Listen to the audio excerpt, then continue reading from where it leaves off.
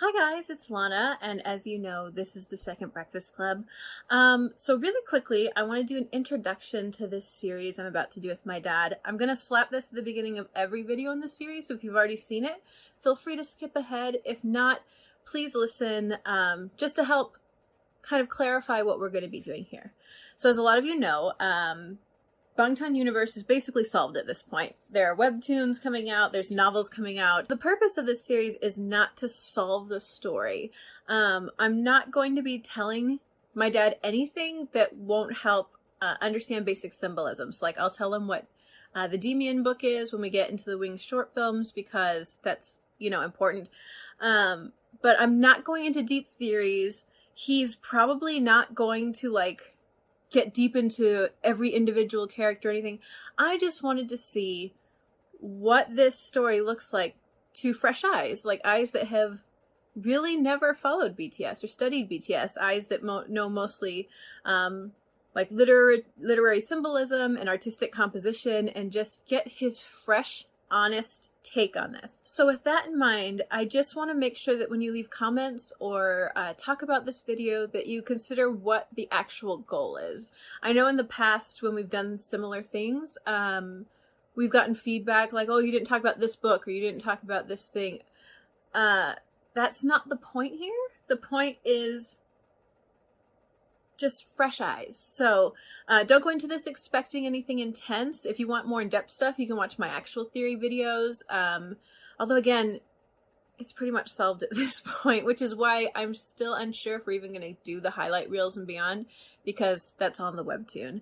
But yeah, I hope you enjoy this series, and I hope that it gives you a fresh perspective on things. It certainly was nice for me to go back and experiencing things for the first time almost again.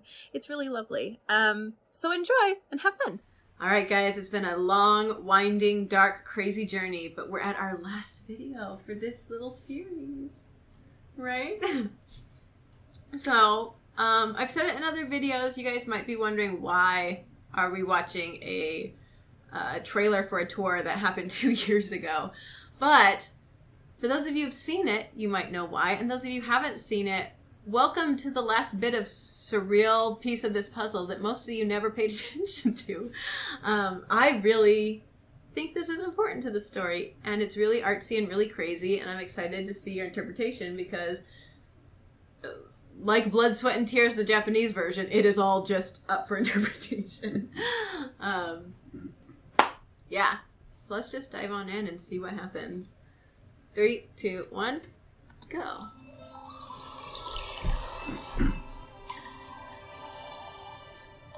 It also has very little to do with a tour. Swinging. Yeah, same guy. There's going to be a lot of repeat symbolism in here. Oh, yeah. On purpose.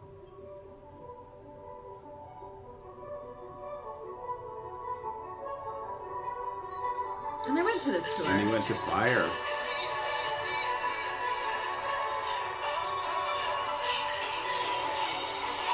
And it's a glass swinger, window, so. There's reflection. The water.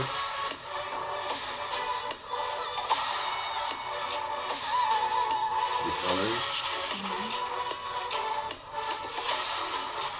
Madonna again. The wings sprouting. The smoke. And the big walked in. The wings growing back. Yeah. Green smoke. The cracking. A little more severe cracking. Yeah. The aging. And the bleeding. How fragile they are. The green and the black. And again, with the age, things falling apart. The desire to fly.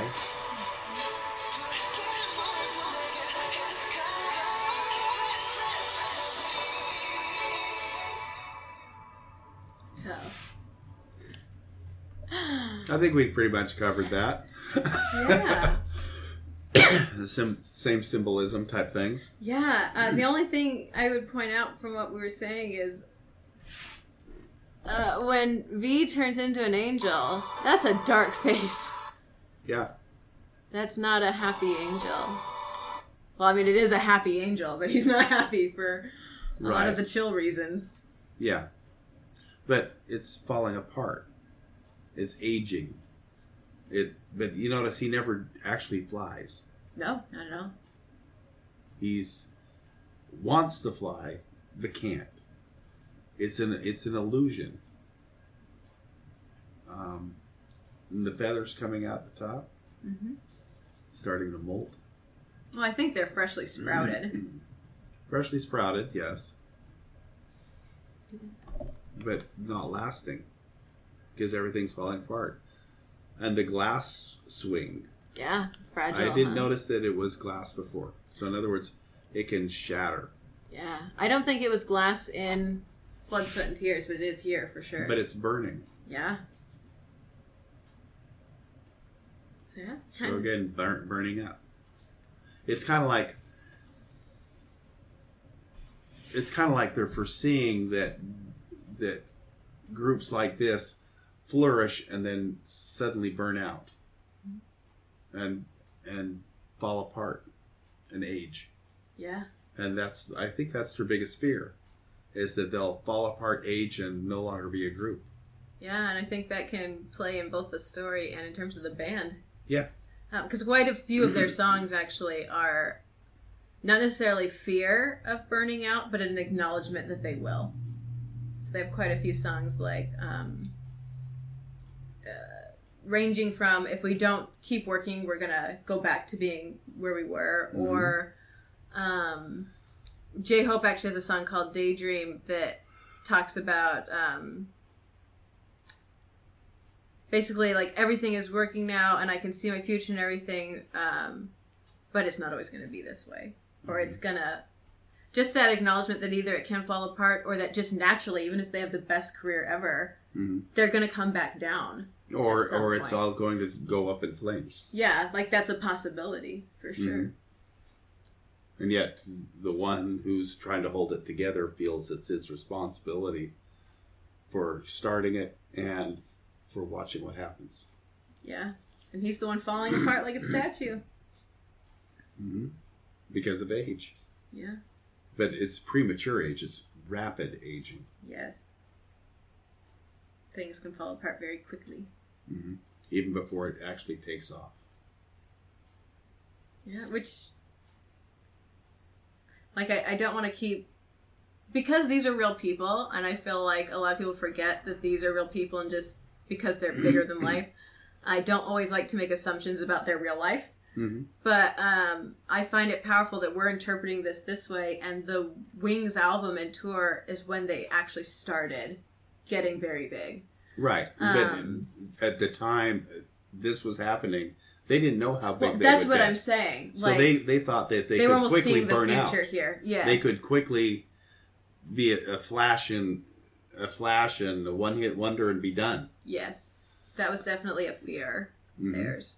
Because it took them 2 years before they even had a song win anything. Right. Like, they struggled for a long time with no recognition. Some of the most successful artists are the ones who put their biggest fears into their songs. Yeah. Or their biggest heartaches into their songs. Yes, absolutely. And so I think that's one of the things that made him successful. Instead of hiding behind some pre-canned lyric or something that they thought was safe, they put their heart and souls into it and their greatest fears. Yeah, and I think that's why they can perform so well and why they can sing passionately, because they're like, no, for real, this is what I'm thinking about. Yeah, and it's their drive too. They don't want to burn out. They don't want to fail. They don't want, especially prematurely. Yeah. They want to be able to fly and launch. Yeah. So, but they also realize, in my opinion, to stay humble, they realize that everything can leave.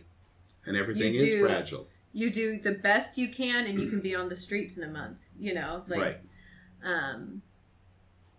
And I think one of the biggest reasons I respect them is, right now, they are arguably they are the biggest boy band in the world, and they're arguably one of the biggest pop acts for a couple decades. Like, right.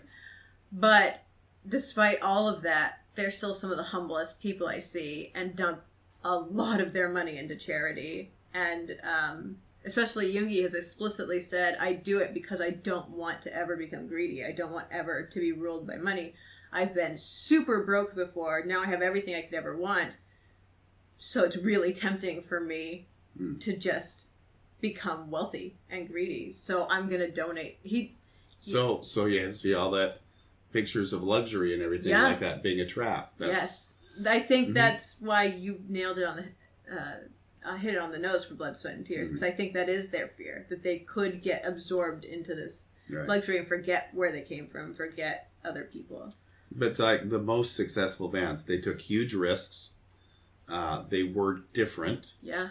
They tried to be unique, but at the same time, they were working like dogs to try to keep up and keep working hard and keep going, because they know it can be a short ride. Exactly. Yeah, I think, you're not a BTS super fan, but I think you just kind of nailed why most of us respect them, because that's all true of them. Mm-hmm. And they're very open about, this could be a short ride. This could be over tomorrow. Mm-hmm. So we're going to do everything we can now. Yeah. And most artists, even if they're good singers and they've got good material, don't even get a chance for that one album or that one record. Yeah. So they know that they've been put in a position where they have huge opportunities. Yeah. And it's scary being on top. Yeah, it's horrifying. Because when you're on top, there's only one way to go. And it's down or further up. Yeah. And further up is unsupported. Yeah, and people want to take you down the higher up you go. It reminds me of one of the things that RM Namjoon said that I really liked is in a live, people are like, oh, you're perfect, oh, you're wonderful. And he stopped, he goes, no, I'm exactly like you. I just got very lucky. Mm. And I like that they recognize there are a ton of very talented people who never do anything because they never catch that break. Right. Being successful and good at your work takes being good at your work and luck. Mm-hmm. Without the two, you won't go anywhere. I love that that's where we ended talking about this. Yeah. Because I feel like I keep saying the story is layers, right? Every video can stand on its own with its own message. There's a story that goes through a lot of things, but I'm the one constantly in my heart searching for, well, where's the true line? Why did they do this? Why is this story important to them? Yeah, but I think that's Western culture thinking. To me, the Greeks did a bad thing by saying, what one thing does this mean? Oh, no, I don't mean that. Compared to lots of things. To me, I like the fact that one story can have a whole ton of different meanings. Yes.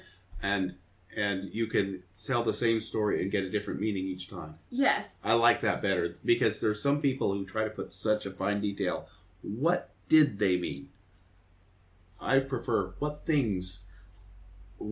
area of things are they hinting at? Oh, yes, and that's why I love the story. Yeah. For sure. Like I've said constantly, even with my theories, I am not presenting what I think is real. I'm presenting one story. Even my theory was born out of, oh, there are these like 3 popular theories. Can I make something that has nothing to do with those theories? At one point before everything was coming out, I was thinking of even writing Big Hit and saying, hey, could I make a compilation of people's theories into like a book that the proceeds could go to your charity or something? Because I love that there's 1,000 different stories. Mm-hmm. What I meant by finding that personal level wasn't what's the truth, what were they trying to say, but like, this is a good story. And I think every good story starts with the reason you pick certain things is because it's on your mind, or the reason you think of certain things. I think what we're talking about here is the emotional through line they might have had while making this. Yeah.